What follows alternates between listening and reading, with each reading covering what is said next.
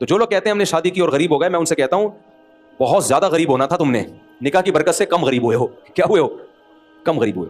इसकी बहुत सारी आसान मिसालें हैं कि एक डॉक्टर ने आपको कोई मेडिसिन दी, मेडिसिन के साइड इफेक्ट इतने थे आपको बुखार चढ़ गया। जैसे बच्चों को हिफाजती टीके लगते हैं, आप गए टीका लगाया, एक दिन तक बच्चा बुखार में, आपने कहा लो टीका लगने से बुखार हो गया। डॉक्टर कहेगा ये बुखार कम है, ये पोलियो से बच गया हमेशा के लिए, ये गर्दन तोड़ बुखार से बच गया। अब चूंकि हमने तो ना वो गर्दन तोड़ बुखार देखा ना पोलियो देखा, तो इसलिए हमें कोई फिक्र नहीं होती, डॉक्टरों के सामने रिपोर्टें होती हैं।